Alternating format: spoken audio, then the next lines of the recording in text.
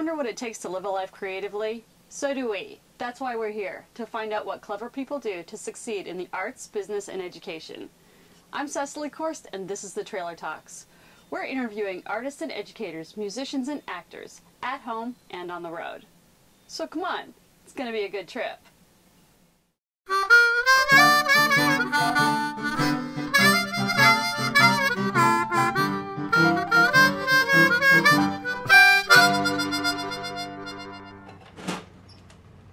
Hey, welcome to the trailer. Come on in. Today, we're in the trailer with Andy Sacher, founding executive director of the Lavender Effect and a design consultant from Los Angeles. And we're talking about his creative life. So tell us about your journey so far. If you want to go way back, I started at Cornell. I was an architectural student at Cornell University, and I wanted to change the world. I saw this movie down in Disney World when I was 12 years old, Walt Disney's Epcot, the experimental prototype community of tomorrow, where people would live and work in a prototype community. And I turned to my father and I said, "Dad, I'm going to work for Disney and make that." And eventually, after some family obligations, I moved out to California and became an Imagineer and worked on some really, really exciting projects. Throughout the 90s, I had the great privilege and honor to work with some of the greatest entertainers, storytellers in the world. Disney, Steven Spielberg. When I was at Idea Lab, Jerry Bruckheimer. So, you know, that was really, really one of the amazing journeys, the first amazing journey that I experienced. In the aughts, things changed, finances, you know, 9/11, everything started changing, and I decided to go back to school at that point. 2009 hit, and I met these amazing activists and started doing the Lavender Los Angeles exhibit with them, mentoring them through the process, and that's when it started shifting. That's when I realized that, you know, I had a really great conversation with a mentor of mine. Her name is Carol, and Carol's about 6'3", and she has a voice lower than mine. And I said, "Carol, I'm at a crossroads. I've worked most of my career to build this pedigree, this professional pedigree, to build these state-of-the-art, immersive, interactive attractions that are educational and enriching, and I want to continue down this path, but I just did this little exhibit called Lavender Los Angeles, and I have a calling to work for my community." And she said, "Well, Andy, why do you have to choose?" I love it. And I thought, well, duh. Okay. Of course. It's one thing. And I learned for the first time that my greatest power is my heart. And that's where I find the source of all of my inspiration, from others, from their hearts, you know, and it's we're all connected. And as soon as I started living from that place of power, which is a selfless place of power, you know, your heart tells you what you're supposed to do, everything changed for the good. It's fun what I do. I get to wear a lot of hats. First and foremost, I have to strategize with a key group of people about what's in the best interest of our organization. That is number one. Fundraising plays into that, but just as important, a vision of what will this idea manifest itself into, right?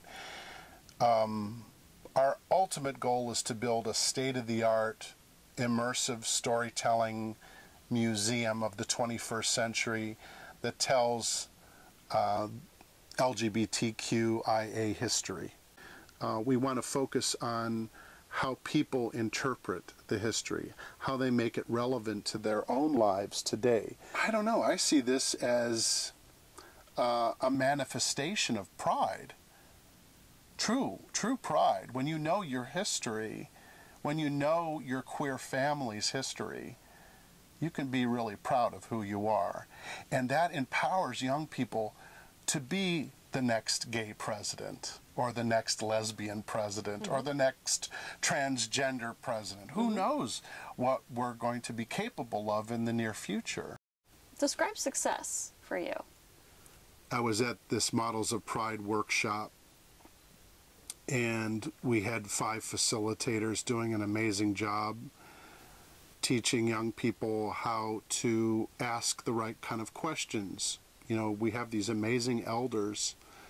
What kind of questions do you ask, and how do you ask the questions? And most importantly, how do you search for impact?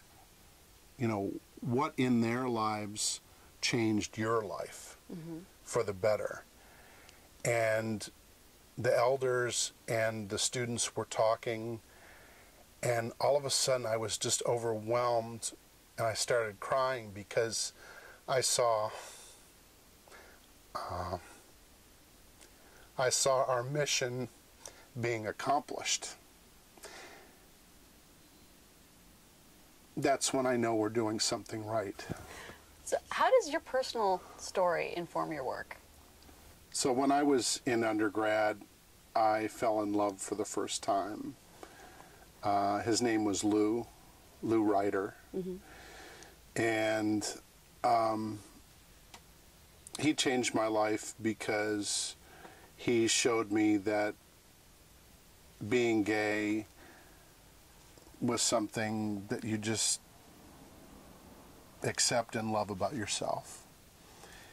And I was afraid to tell my family, and he inspired me to be myself, to love myself.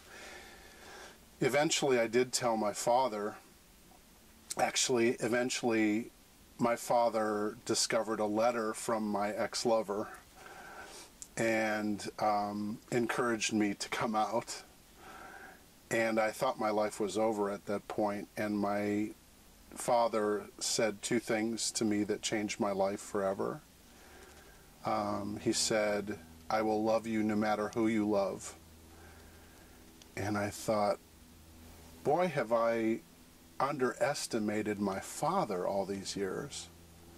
You know, all my fears just fell to the floor. It was, you know, wow, he could actually accept me. The other thing that he said was homosexuality is misunderstood. And obviously that's true, but the fact that he said that and acknowledged that I have a challenging life ahead of me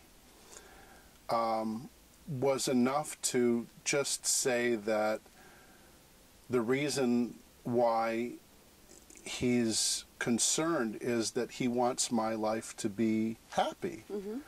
You know, every parent wants their child's life to be happy, and I realized that yes, this is going to be a tough journey, but the fact that you love me unconditionally makes every bit of a difference, you know. Sorry, I get emotional when I start thinking about that.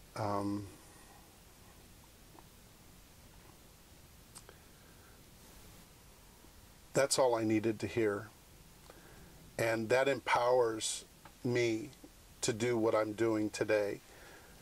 If I can teach everybody that society will love you no matter who you love, and we are misunderstood LGBTQI people, and here's why we've been misunderstood.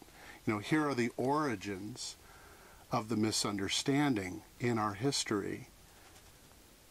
Let's now move on and build a better future together. That is essentially my father's message to me when I was a boy. What's the one thing that you think everybody who is pursuing a creative life should know? Oh God, follow your instincts. Yeah, just go with your gut. You have a trained instinct. You know what is right. You know what should be done. Trust it and use all the skills and the experience and the time that you have to do everything you can to make a difference. Your work will just fall into place. The creative source of your power, whatever that is. For me, it's the heart, but other people have their source of creative power from other places. Some the intellect, some through other works. You know, I just think once you just trust who you are and know where that source of power comes from, you're capable of anything. That was a peek inside of Andy's life and journey. You can find out more about Andy on Facebook, Twitter, and at his website, thelavendereffect.org. While you're out surfing, check out our website at thetrailertalks.com. And we'll see you next time when the trailer talks. I'm Cecily Korst. Be safe and have fun.